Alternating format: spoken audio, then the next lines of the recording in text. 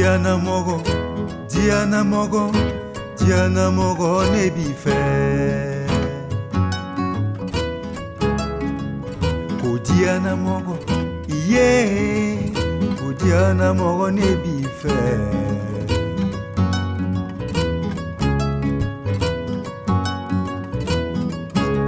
Nae nani nabi ile goson, mfaye ngosi labi ile kamajiri. Sinyon jugu ye nani nabi ile goson, ntamanyo ye banana bi ile kamajiri. Warikote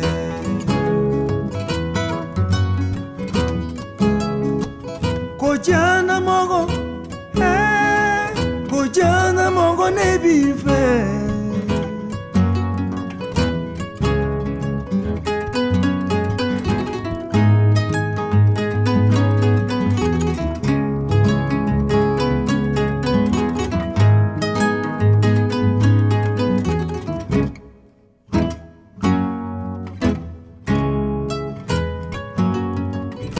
So how much has it cost us to live this way, to live off-grid with minimal bills to pay? If you're new here, I'm Mackenzie and I live with my partner Amara in Kajiado on a raw piece of land that we're slowly turning into our homestead. Before we embarked on our journey, back then when we used to both still work, we actually started to binge on videos, that is YouTube videos that were about off-grid living and making a homestead from scratch. We learned a lot from these videos, but there's a lot of things we saw on these videos and we thought we have to have them for us to have a successful homesteading lifestyle. A lot of these off-grid homesteaders had big tracts of land, they had solar system to just be so envious of, and we thought that this is what we needed for us to be able to begin. But COVID actually made us move earlier than we had expected and we were not as prepared as we had wanted to be. But most people will say this was a bad time to move, but I think this was a blessing in disguise because we found out that most of these things are exaggerated. Every aspect of living off the grid is different for every individual. Like when we moved here, we thought that we'd just take a few weeks and then we'll get a big solar system and move on with life the way we had been living in the city. But things didn't go as we'd planned. So that meant we needed to live without a fridge for a very long time, for years. This taught us that we could adapt and survive and thrive from living a life of convenience to living the life that we wanted to build for ourselves.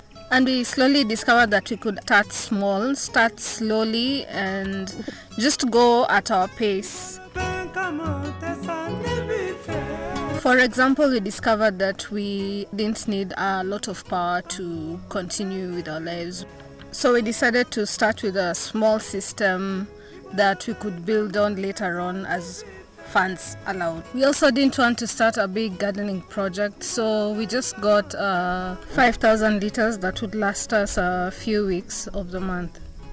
The biggest initial cost was definitely the land, and through our research we found that not all land is expensive. There's affordable land out here.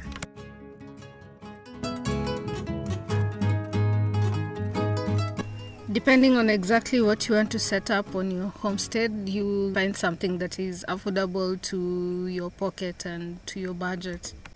And we did just that, and we didn't have to break the bank to get a piece of land that was suitable for us and for what we had envisioned for our off-grid lifestyle. All in all, we sat down and looked at what was important to us, what was basic, and what would make us comfortable to move here in the Savannah. It's incredible when you listen to yourself, when you spend time to figure out who you are and what you want and make those things happen, even though it can be difficult. But if you put your mind to it and you know what you really want, I think that would save you a lot of time in the future when you discover what is necessary.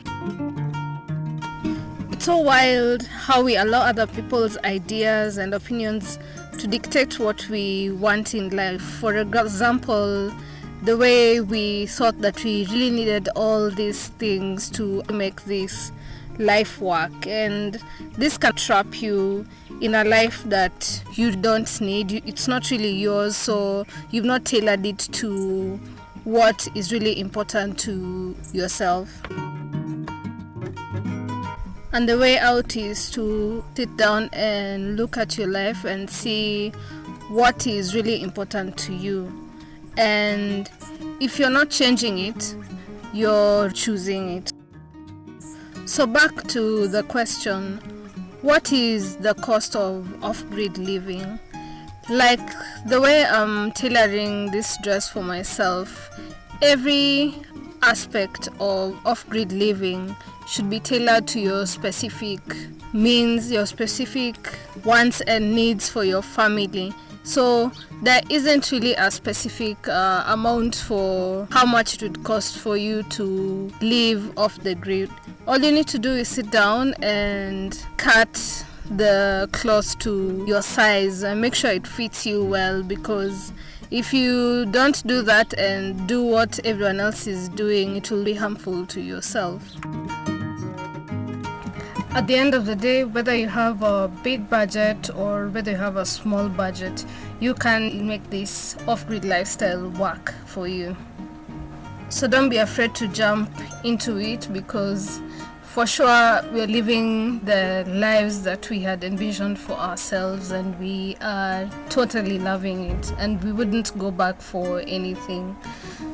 If you like this video, give it a like, comment, share, and subscribe if you want to see more of this type of content. Thank you so much for following along, and it's because of you that we keep making these videos, and your comments mean so much to us. So until next time, love and light to you all.